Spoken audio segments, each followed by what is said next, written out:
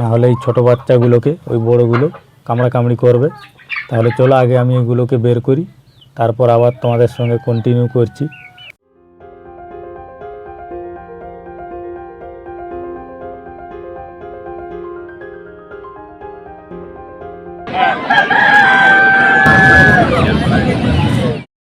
নমস্কার বন্ধুরা, কেমন আছো সবাই? আশা করি সবাই ভালো আছো। দেশি মুরগি অফিসিয়াল চ্যানেলে তোমাদের স্বাগত।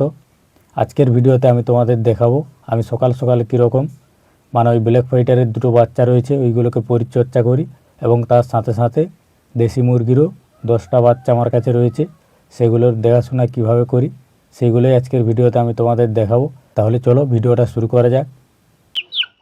আসলে এখানে মোট 10টা বাচ্চা রয়েছে।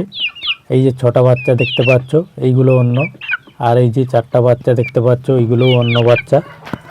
আর ওই 4টা বাচ্চা এই 6টার তুলনায় একটু বড়, সেই কারণে নিজেদের মধ্যে কামড়াকামড়ি লেগে গেছে।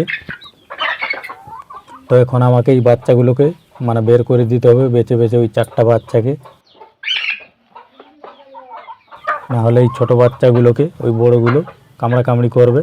তাহলে চলো আগে আমি এগুলোকে বের করি, তারপর আবার তোমাদের সঙ্গে কন্টিনিউ করছি। বন্ধুরা, আমি ওই 4টা বাচ্চাকে বের করে দিয়েছি, কারণ ওইগুলো সারাদিন কামড়াকামড়ি করে এই বাচ্চাগুলোকে আঘাত করতো, সেই কারণে আমি ওইগুলোকে বের করে দিলাম। এইবার এই যে দেখতে পাচ্ছ 6টা বাচ্চা, এই 6টা বাচ্চা কিন্তু এই 7 থেকে 8 সপ্তাহ হবে। এখন খুব চঞ্চল, আর এই যে দৌড়াদৌড়ি করছে দেখতে পাচ্ছ, অনেকটাই এখন অনেকটাই বড় হয়ে গেছে, আর খুব সুন্দর লাগছে দেখতে। তবু কিছু কিছু বাচ্চার ওই যে কিছু কিছু অংশে কিন্তু এখনও পালক গজায়নি, সেগুলোও কমপ্লিট হবে। চলো প্রথমেই তোমাদের একটু খাবার থালাটা দেখাই। এই যে দেখছো খাবারের থালাটার অবস্থা দেখেছো? এগুলোকে পরিষ্কার করে কিন্তু আবার জল আর খাবার দুটোই দিতে হবে। তাহলে চলো ওইগুলো দিয়ে দেওয়া যাক। বন্ধুরা, এই যে আমি পরিষ্কার করে নিয়ে চলে এসেছি থালা আর বাটি।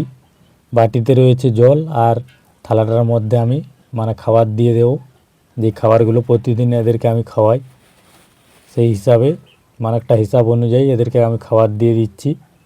আর এইটাই তো বেড়ে ওঠার সময়, যে কারণে একটু খাবার পরিমাণটা একটু বেশি দিতে হয়।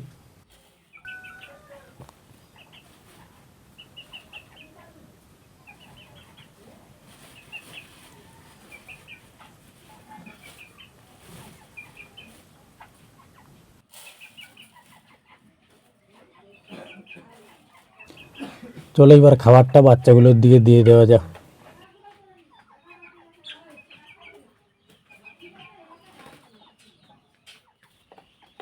বাচ্চাগুলো কিন্তু খাওয়া শুরু করে দিয়েছে, এই যে দেখে নাও। এই বাচ্চাগুলো কিন্তু খুব ভালো মানের বাচ্চা। চলো আমি তোমাদেরকে ভেতর থেকে আরেকবার দেখাই। অন্য দেশি মুরগির তুলনায় এই বাচ্চাগুলো কিন্তু কিছুটা বড়, আর কিন্তু সুন্দর এই বাচ্চাগুলোকে দেখতে লাগে। এখন এই বাচ্চাগুলো খাবার খাক। তাহলে চলো আমরা গিয়ে দেখি ব্ল্যাক ফাইটারের বাচ্চাগুলো।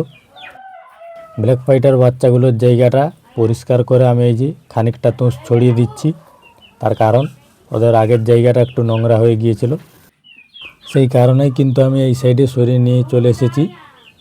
এই যে দুটো বাচ্চা নিয়ে চলে এসেছি, এইবার এইগুলোকে আমি খাঁচার মধ্যে ছেড়ে দেবো, তারপর পরিষ্কার জল আর খাবারের ব্যবস্থা করব।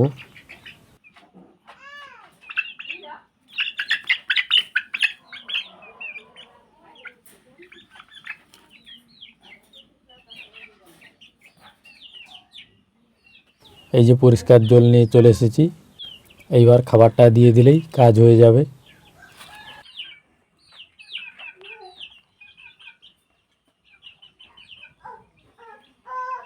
তো বন্ধুরা, তোমরা সব কিছুই দেখলে।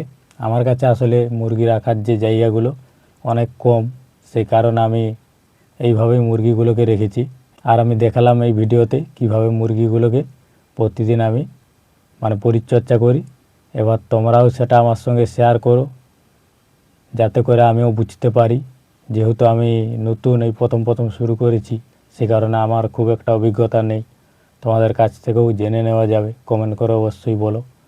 কীরকম কীভাবে তোমরা দেখাশোনা করো মুরগিগুলোকে।